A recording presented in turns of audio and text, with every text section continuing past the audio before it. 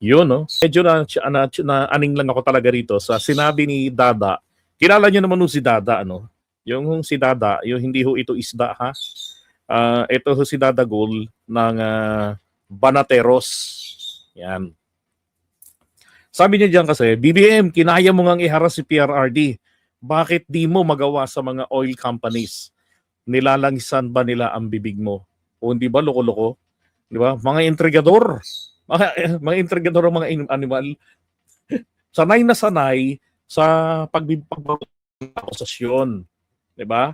Magmula ron sa pulburon, magmula ron sa bagag-bangag-bangag, napauso ni Digong na kinarmat, ngayon ay nakakulong sa The Hague.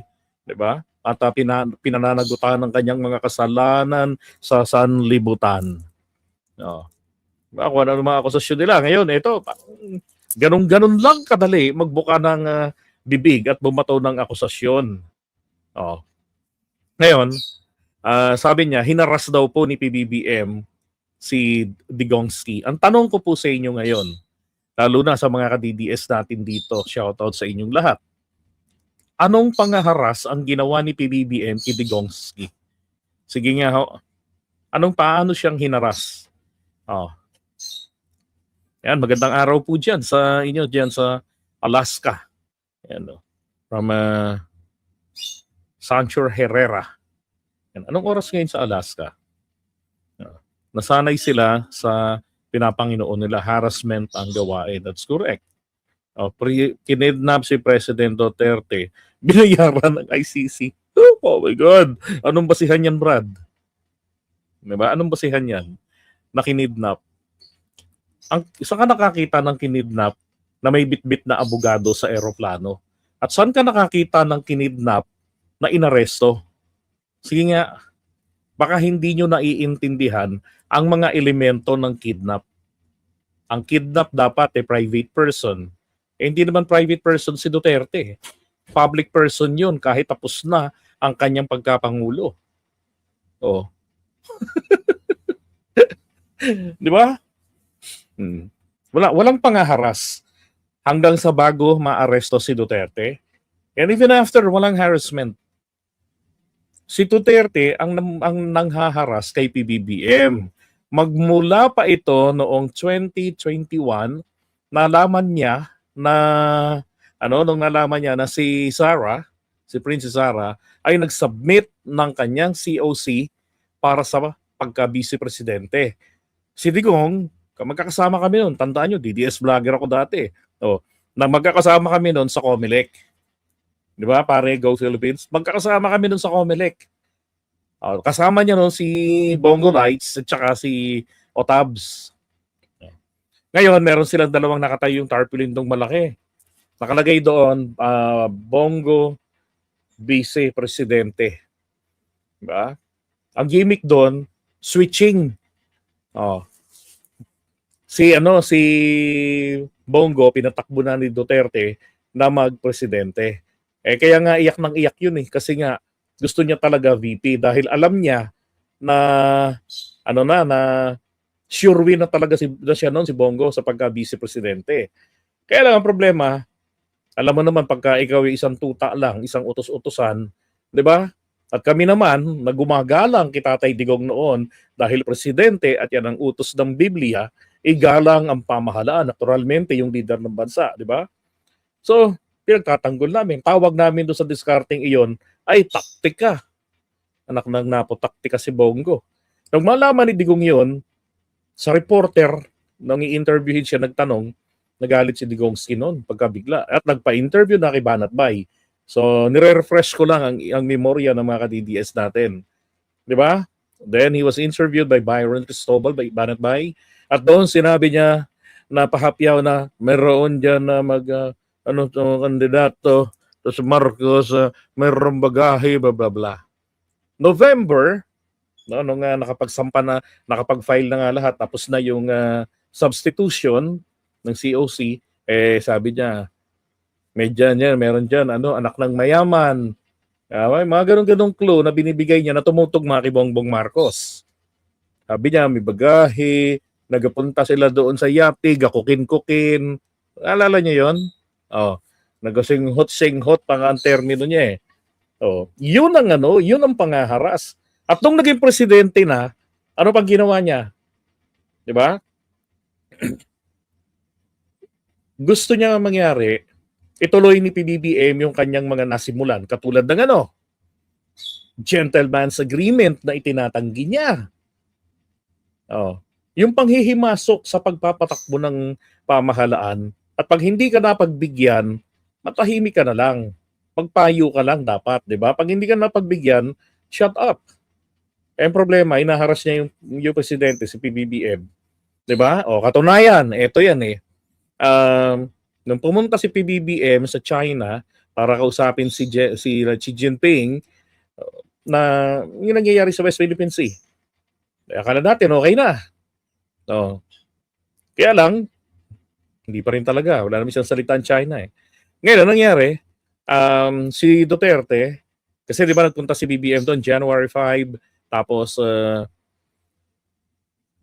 April, nangyari yung water cannoning, laser doon sa Coast Guard. So, ang ginawa ni PBBM, pumunta naman na siya ng US. Diba? Para i-reaffirm yung alliance natin sa US. Tapos, eto na nangyari ngayon. Si Duterte ng July, pumunta ng China. Pag-uwi niya, galing ng China, pumunta ng Malacanang. At kinausap si PBBM, hindi na dinisclose yung usapan. Pero sabi ni PBBM, parang lang, kwentuhan ng casual lang, ganun, kalokohan. Sa itsura ng picture ng pag-uusap nila, halatang seryoso yon. Parang gangster na parang bang yung tipong gangster na pumunta sa bahay mo, tapos tinatakot ka. Ganun yung itsura eh, naalala nyo yun? Walang ka-formal. Ngayon, nung tumanggi si PBBM, kasi paano ipagpapatuloy ni PBBM ang sinimulan niya doon sa China, sa relasyon ng China at Pilipinas, itinatanggi niya yung gentleman's agreement, yung status quo, di ba? At kung ano-ano pa. Sabi niya pa nga ni Tatay Diggs noon, ay hindi raw yun parang pagtataksil daw yun sa bayan, sabi niya. Yung ganong pasok sa ganong agreement. Oo. Ngayon, ang ginawa ni PBBM, hindi naman siya sinisisi kasi tinatanggi niya nga. At saka buti sinabi niya yun. Ginamit niya yun ni PBBM. Sabi ni PBBM, and anyway, unconstitutional naman yung ganyang agreement. Labag yan sa saligang batas. Ano ba yung laman ng gentleman's agreement? Ito yon. Hindi na magpapatrolya ang Pilipinas sa West Philippine Sea, in which hindi pumayag ang AFP natin. Di ba? Hindi sila pumayag. Kasi nga naman, insulto sa kanila yan eh. Siyempre, nagkasundo sila ni Digong, kaya lang ang lungkot. Once a month lamang na patrolya. Kaya pag dumadaan yung mga sasakyan pandagat natin, sabi ni Harry Roque, kinakawayan daw. Pero ang totoo, kinakawayan na pinagtatawanan ang AFP noon. Tapos, eto na. Sinabi ni PBBM, I rescind. Binawi niya ngayon. Ano ngayon ang sumunod na hakbang? Di ba? January 2024, January 28. Pero nagkakamali. Launching ng ng Bagong Pilipinas. Sinabayan nila kinagabihan. Pagtapos si PBBM magsalita, sila naman doon sa Davao City parang mga sinaniban ng masamang espiritu, nagwawawala. Yung mag-ama, si Digongski at saka si Polongski, di ba? Habang si Aimee at si Sara nandun sa plaza, malayo-layo ron at ang sesaya ng kwentuhan. Ngayon, kawawa naman yung mga DDS natin, hindi updated. Kayo ba talaga matagal ng DDS? O baka naman nitong pumirma lang kayo ng payroll? Kasi parang hindi nyo alam eh. Hindi ba alam yan? Kawawa kayo. Diba? Anyway, tuloy natin ang magandang pagbabalik tanaw sa harassment na pinagsasabi nito ni Dadagul. Ngayon, eto na. Sabi ng Pangulo, I rescind. Nagalit doon si Digong. Kaya nung January, pinagmumura niya si PBBM. Sabi niya, meron tayong presidenteng bangagak. Bangagak daw eh. So ngayon, eto na nangyari doon. Hinaras-haras niya palagi si BBM, di ba? Pero eto namang presidente natin, todo tanggol pa rin siya kay Duterte. Lalo yung issue ng ICC arrest na dapat ni Digong noon. Ang dami na nagsasabi, dapat yan, ipa-arresto na yung hayop na yan. Pa-arresto na yung putang ginames matandang yan. Sabi nung, pati yung Korte Suprema, sinabi na ng Korte Suprema nung panahon pa ni Duterte, nung sometime March or April 2021, ang sabi ng Korte Suprema, may obligasyon pa rin ng Pilipinas na makipagtulungan sa ICC. Bakit? Anong ibig sabihin nun? Kasi po nung pumirma ang Pilipinas, noong 2000, si era pa presidente na maging member ng Pilipinas sa Rome Statute, no? At kabilang na rin sa pambubuyo ng mga taga Human Rights Commission na takot na baka raw maulit ang nangyari sa Pilipinas na ginawa ng tatay ni PBBM. Ngayon, lumagda si Erap doon. Pagdating ng umabot ng 11 years, senador na si PBBM. Kabilang siya sa mga pumirma na nagratipika ng Rome Statute or ICC.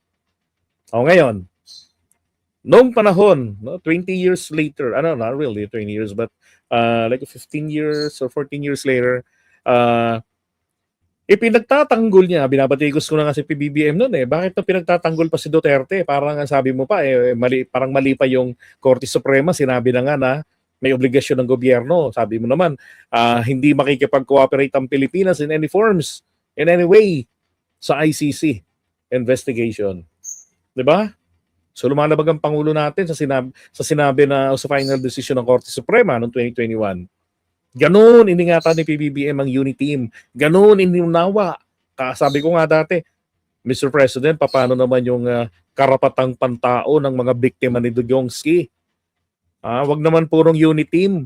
Masyado na pong maitim ang unity team. No. Pero ang Pangulo natin, talagang ayaw niya ng gulo. Kaya lang, ang ginagawa naman ng mga ito, talagang puro panira sa gobyerno. Di ba? Tingin kasi nila, weak leader ang Pangulo. Hindi nila naisip, isa siyang Machiavellian. And to be straightforward sa inyo, ang mga Machiavellian, ito yung tipo ng tao na hindi mo gugustuhin na naging kaibigan mo pa. Bakit? Kasi pag nakaaway mo at ginantihan ka niyan, hindi ka makakabangon. Talagang, nako po, dahig ang ending mo. Hindi ho sahig, dahig. Okay, o sa sahig ang punta. 'Di ba? Kaya nung nagkaroon ng issuance ng warrant of arrest, ayun, green of effort ni na PBBM si Dugongski. Harassment ba 'yon? That is rule of law. 'Di ba? Kasi member tayo ng Interpol. 'Di ba? Sabi nga ng UP professor ng Dean ng College of Law. Apparently, wala nga namang sistema ang nagbibigay ng kapangyarihan sa local courts natin na manghimasok o question man lang mag-check ng veracity or validity ng ICC warrant of arrest or kahit na ng mga international tribunal. As long as ito'y dinaan sa Interpol, it is enforceable. Ito na nga. Di ba nung inaresto, binasahan ng sakdal. Si Dugongski. Di ba? Yung mga chronological order dun Ito recently, yung professor tsaka si Ruben Carranza, sinabi nila. Ilang petition sa Korte Suprema tungkol dyan, walang pinapansin ng Korte Suprema. Kasi valid. Di ba?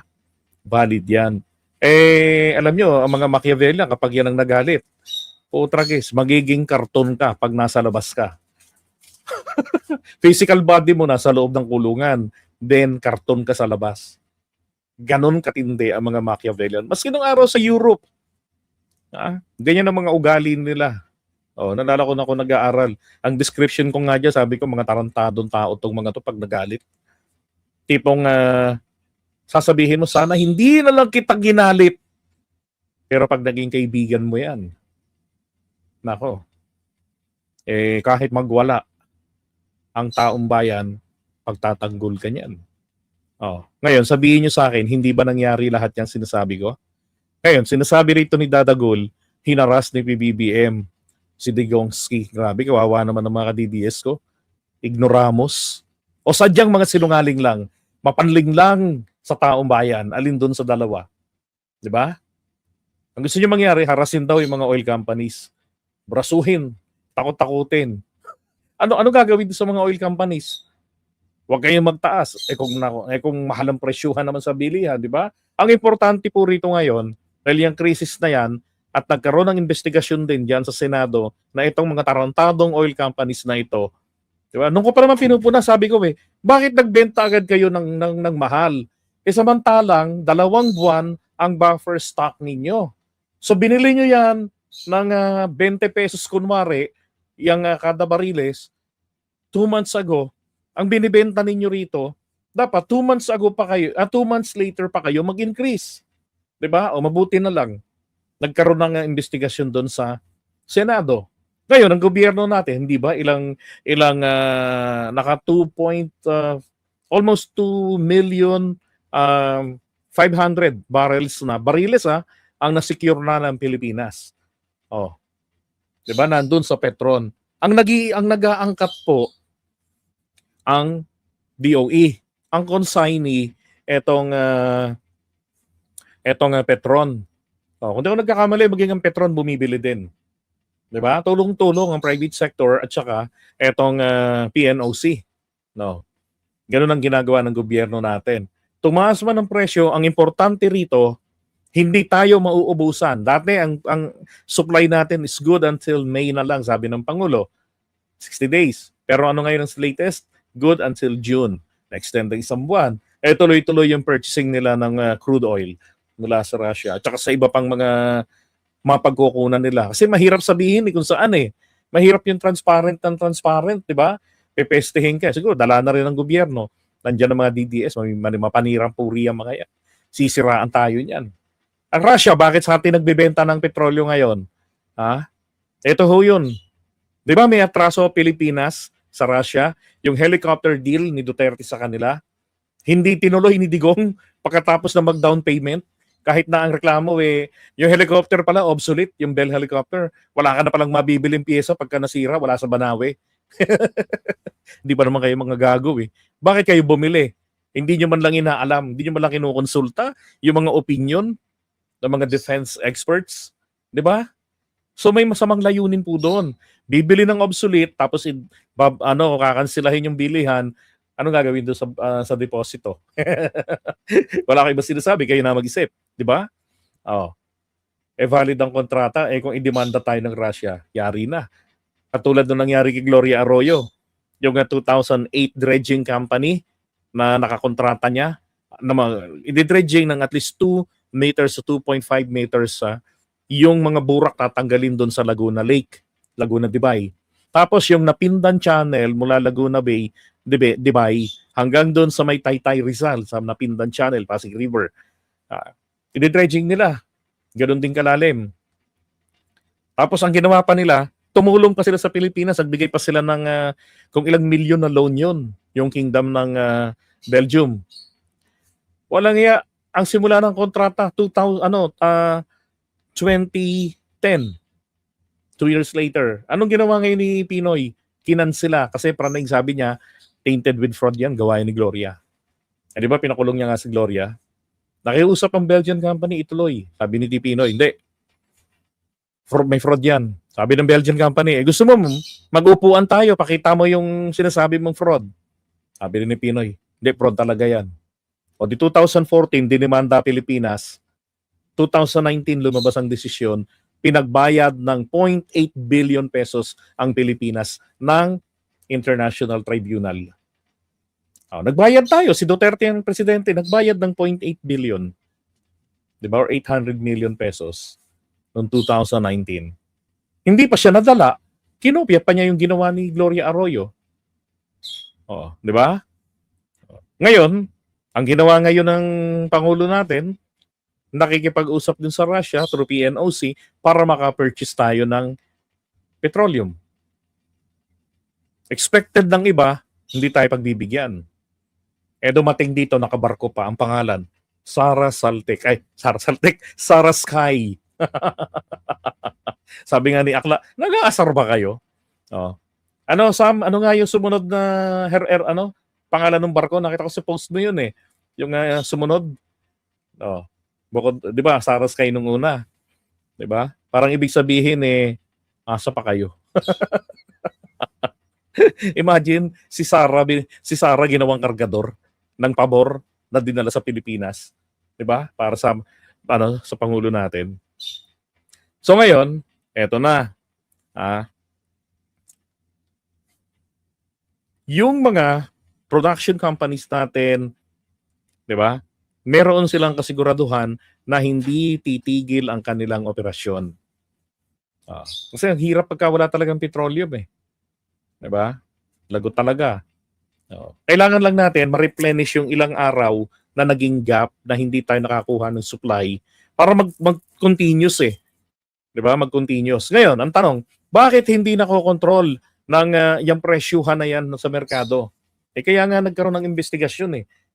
'Di ba? Kasi masyadong tatanga-tanga rin itong ano ba kung ano yung nakakakontrol na diyan sa pricing, kung DTI ba yan o dalawa, DTI at saka itong Department of Energy. 'Di ba? Kasi dapat siguraduhin nila na walang galawan ng presyo. 'Di ba? Until next 2 months. Dapat ganun eh. 'Di ba? Dapat mapatawan ng parusa yung mga yan. At kung ipagpipilitang pairalin yung sinasabi nila na ito yung sinusunod namin kasi nagbabago yung pricing sa world market, hindi pa rin po pwedeng ipalusot dito yun. 'Di ba? Di magsilaya sila. Total, meron namang refinery yung Petron. Sabi ko nga, dapat ang gawin ng PNOC, i-nationalize na yan. PNOC na yung mamamakyaw ng mga petroleum sa buong mundo. Kasang kukuha. 'Di ba? Tapos itambak diyan sa Petron para tuloy-tuloy ang refinery.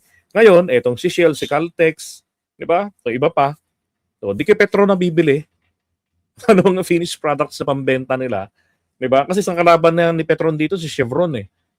Ng Caltex. Hindi ko lang alam kung saan kumukuha si Shell. Yung Shell yata puro imported na eh, yung mga dala nila rito, puro mga finished products na eh.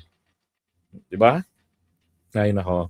Ang alam ko dito sa may ang Petron meron diyan sa Bataan, tapos meron pa Petron din yata sa Bangar, La Union. 'Di ba? At least ito okay kasi ang pangulo natin may ginagawa.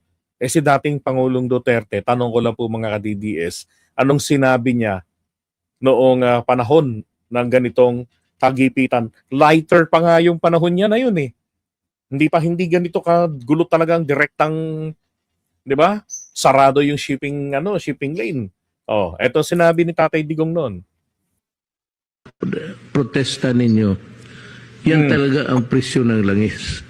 Kahit anong fake news nyo daw ay protesta nyo, yan talaga ang presyo ng langis. Grabe, no? Walang magagawa ang mga kilos protesta upang pababain ang presyo ng mga produktong petrolyo. Sa kanyang Talk to the People kaninang umaga, wala rong magagawa si Pangulong Duterte sa mataas sa presyo ng langis. You can crucify me if you want. Yun lang yung hamon eh. You can crucify me if you want. Kasi alam niyo, very popular siya eh. Tsaka yan ang gusto ko sa kanya. Kapag kami may mga issues, talagang direktang, 'di ba? Sasagot siya kahit na pabalagbag. Yan ang isang nagustuhan ko sa kanya, yan din nagustuhan ng maraming Pilipino. Na feeling nila nakakonect ang Pangulo sa kanila. Yan. Kaya kahit napakupal-kupal, 'di ba? Ang daming nagpapaniwala pa rin. Pero hindi nila rito nasilip na tamad pala, walang balak gumalaw. Head me if you want in public, I cannot do anything about the oil. Saklap. 'Di ba? Hindi man lang kumilos eh. Meron naman kasing magagawa eh. Kaya tong sinasabi ni Dada, nako Dada, puro ka Dada. Ay nako, iwan na nga natin yung si Dada.